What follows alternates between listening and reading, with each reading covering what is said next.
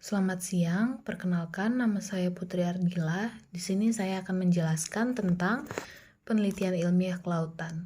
Pertanyaan pertama, jelaskan secara jelas mengenai penelitian ilmiah kelautan. Menurut Marco Pauliha, penelitian ilmiah kelautan adalah ungkapan penelitian ilmiah kelautan mengacu pada berbagai disiplin ilmu seperti biologi, bioteknologi, geologi, kimia, fisika, geofisika, hidrografi, oceanografi, fisik, dan pengeboran dan coring laut yang didedikasikan untuk mempelajari kelautan. Jadi, sama dengan halnya importance of marine scientific research. First, marine scientific research, or MSR, is an important basis for management of the oceans. Second, protection of the marine environment requires knowledge of its chemical, biological, and physical processes. Third, exploitation of seabed research in the area must be balanced with protection of the marine environment.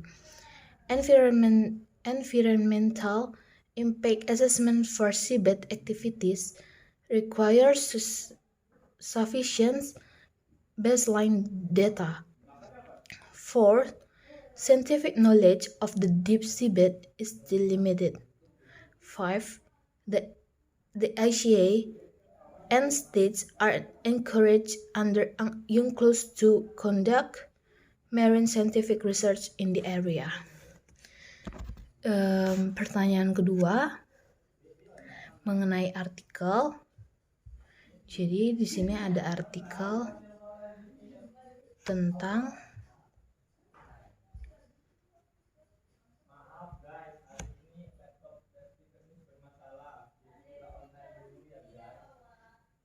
Badan Keamanan Laut. Bakamla bayangi kapal survei Cina di Selat Sunda. Selat Sunda, Rabu 13 Januari 2021. Humas Bakamla RI / Indonesia Coast Guard. Di tengah operasi SAR, jatuhnya pesawat Sriwijaya Air SJ182, Bakamla RI berhasil mengintersep kapal survei Cina di Selat Sunda pada Rabu malam. Bermula dari informasi yang diberikan oleh Puskodal, Bakamla terdeteksi kapal survei research vessel Xiangyang Hong 03 berbendera Cina yang sedang berlayar di perairan Selat Sunda dengan kecepatan 10,9 knots dan haluan ke barat daya.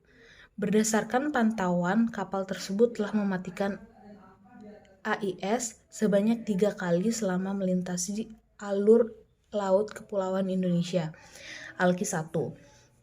Sebagaimana diketahui bahwa Automatic Identification System atau AIS adalah sistem tracking kapal otomatis yang memberikan informasi tentang keadaan kapal, baik posisi, waktu, haluan, dan kecepatannya untuk kepentingan keselamatan pelayaran. Xiangyang Hong 03 diketahui telah mematikan AIS saat berada di Laut Natuna Utara, Laut Natuna Selatan, dan Selat Karimata. Berdasarkan Peraturan Menteri Perhubungan Nomor PM7 Tahun 2019 tentang pemasangan dan pengaktifan sistem identifikasi otomatis bagi kapal yang berlayar di wilayah perairan Indonesia tertanggal 20 Februari 2019. Setiap kapal berbendera Indonesia dan kapal asing yang berlayar di wilayah perairan Indonesia wajib memasang dan mengaktifkan AIS. Menerima informasi tersebut, Laksamana Pertama Bakamla Suwito, Direktur Operasi Laut Bakamla yang sedang memimpin tim SAR Bakamla di perairan Pulau Lancang, setelah berkoordinasi dengan Komandan SAR Gabungan memerintahkan Letkol Bakamla Anto Hartanto, Komandan KN Pulau Nipah 321 untuk segera bertolak menuju Selat Sunda mendekati kapal tersebut. Pada pukul 9.30, KN Pulau Nipah 321 segera bertolak menuju Selat Sunda.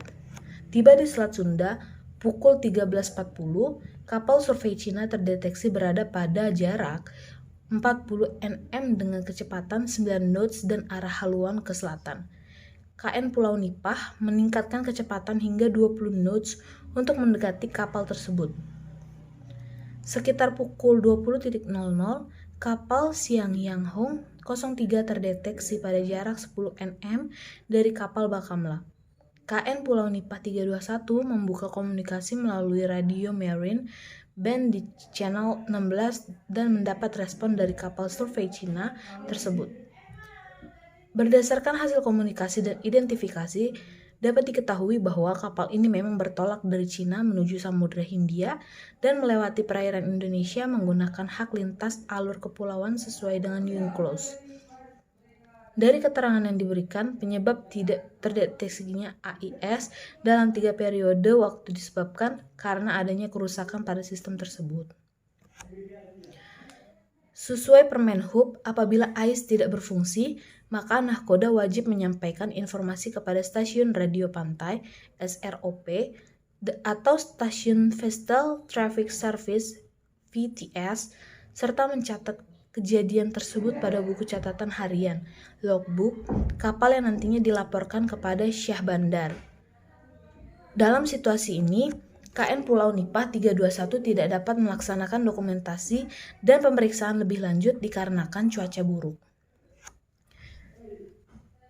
KN Pulau Nipah 321 terus membayangi kapal survei Cina hingga keluar dari ZEEI.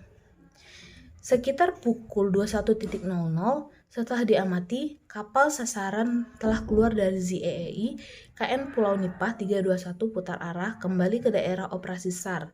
Kamis pagi, hari sekitar pukul 08.00, KN Pulau Nipah 321 tiba di daerah SAR dan bergabung kembali dengan tim SAR gabungan pesawat Sriwijaya Air SJ182. Jadi, maksud dari berita ini, jatuhnya kapal Sriwijaya Air SJ182 merupakan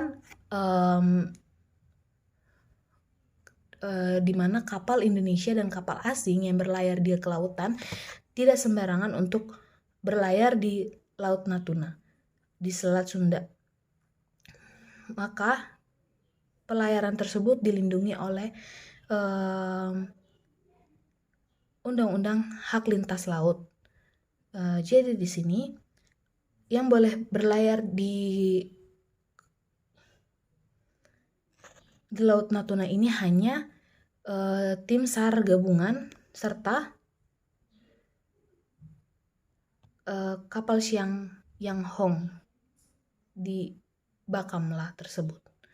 Oke, jadi untuk pertanyaan yang ketiga, berikan analisis terkait penelitian ilmiah kelautan berdasarkan UNCLOS 1982 dan melihat juga hukum Indonesia.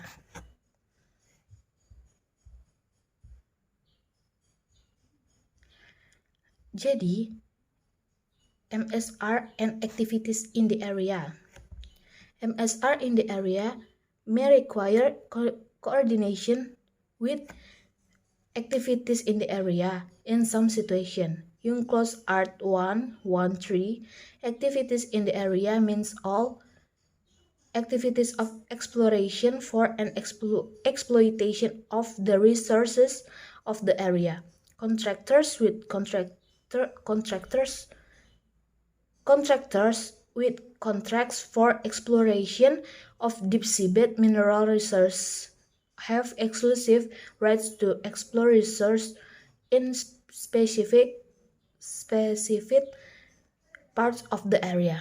Jadi secara konseptual, pengaturan penelitian ilmiah bidang kelautan diatur secara tegas di dalam UNCLOS 1982. Landasan hukum yang terkait dapat kita jumpai pada bab 13 yang mana dimulai dengan pasal 238 yang berketentuan bahwa suatu negara maupun organisasi internasional yang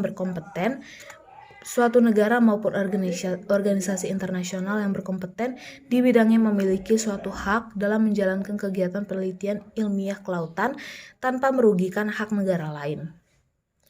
Aspek penting lainnya yang tercantum dalam UNCLOS 1982 terkait penelitian ilmiah kelautan yaitu mengenai instalasi atau penelitian yang dapat digunakan dalam penelitian tersebut.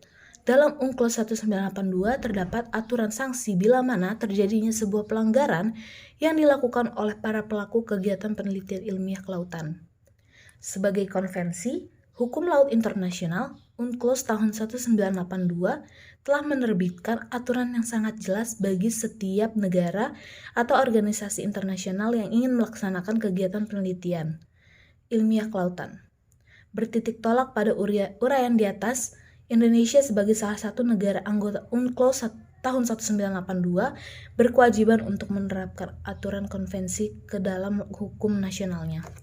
Sekian penjelasan dan pertanyaan yang saya jawab dari materi penelitian ilmiah kelautan. Kurang lebihnya mohon maaf. Jika ada salah kata mohon dimaafkan. Terima kasih.